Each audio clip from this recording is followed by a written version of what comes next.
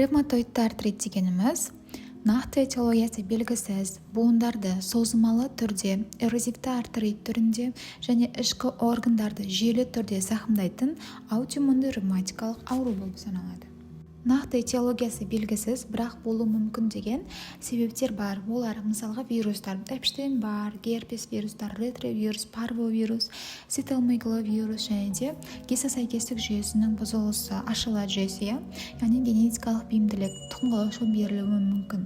Одан бөлек жаңағы темекі шегу әсер етуі мүмкін және де әйел адамның 30 пен 50 жас аралығындағы стресс факторларына және де гормоналды бұзылыстың әсері болуы мүмкін. Клиникалық көрінісіне келетін болсақ, пациент ең бірінші ұйқысынан тұрған кезде таңертеңгі денесінің құрысуына шағымданады. Олардың уақыты жарты сағаттан көп, 1 сағат, тіпті 2 сағатқа дейін созылуы мүмкін.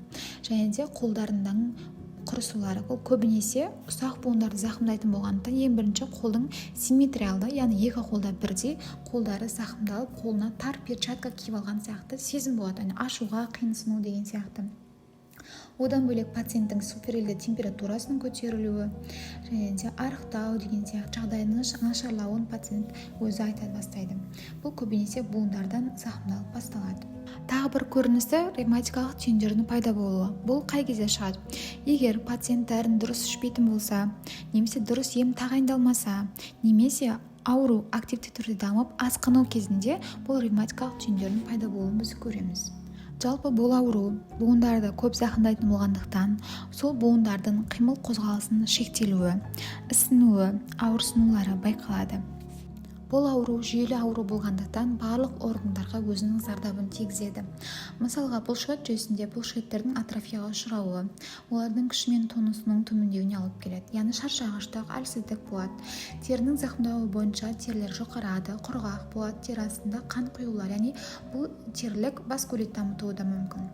Сонымен қоса ас қорыту жүйесінде науқастардың тәбеті төмендейді, эпигастр аймағында ауырсыну сезімі, іш кебу, тілдің қабыршақтануы және науқастар созылмалы энтерит, колит дамуы мүмкін. Іштің ауырсынуымен қоса үлкен дәреттің бұзылулары да және де бауырдың ұлғаюы байқалады. Тыныс алу жүйесі бойынша плеврит, пневмония, бронхиолит дамытуы мүмкін. Ал жүректе эндокардит, миокардит, перикардит және де жүректің ақаулары митральды клапанның жетіспеушілігіне алып келеді. Бүйрек жүйесі бойынша гломерулонефрит және бүйректің амилоидозы.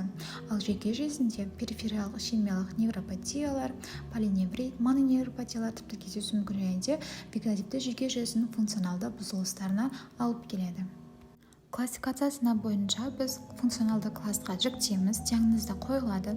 Бірінші кезде пациент өз-өзіне қызмет көрсете алады, кәсіби, яғни өзінің жұмысынан бөлекте іс-әрекеттерді жасай алады. Келесі кезде тек қана кәсіби қызметпен ғана айналысуы шектеледі, қалған қызметтер сақталады. Үшінші класс кезде тек қана өз-өзіне қызмет көрсете алады, ал қалған қызмет етулер шектеледі. Ал 4-ші класс кезде тіпті ол басқа адамдарға мұқтаж болады, яғни тіпті өз-өзіне қызмет көрсету мүмкіндігі де шектеледі. Диагностикасы кезінде лабораториялық анализдерден жалпы қан анализі, жалпы зар анализі, биохимия, СРБ және де бұл аурудың негізгі көрсеткіші ревмофактормен атысып алынатын болады. Бұл ауру кезінде положительны көрсетеді және де буын қуысынан синевиалды сұйықтық алынады. Ол кезде оның түсі нормада мөлдір түсті болса, бұл кезде сары жасыл түсті болып келеді және оның құрамында рагоциттер анықталады. Рентгенде біз не көреміз? Ең бірінші буын маңында остеопороз байқалады. Екінші буын маңы остеопорозымен қоса буын саңылауын тарылуларын және бірнеше эрозиялар кездеседі. Үшінші сатысы кезінде көптеген эрозиялар және де буынның шығуы болса, төртінші кезінде тіпті сүйектің анкилозы, яғни буындар қозғалыссыз қатып қалады. Яғни бұл кезде мүмкіндігі шектеледі. Қозғалыс әрекеті бойынша сондықтан да басқа адамдардың көмегіне мұқтаж бола бастайды. Еміне келетін болса, бұл кезде жеке тағайындалады.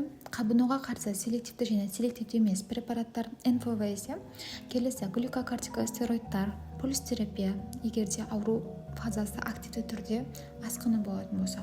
Келесі ситостатиктер беріледі. Және де егер осы емнің барлығы бұл аутоиммунды болғандықтан және де жүйелі түрде зақымдайтын болғанда ұзақ жүргізіледі. Егерде осы аталған препараттар 2 жылдың ішінде көмектеспесе, ауру асқынып жатса, арнайы комиссия құрылады. Гендік инженерлік биологиялық препараттар тағайындалатын болады.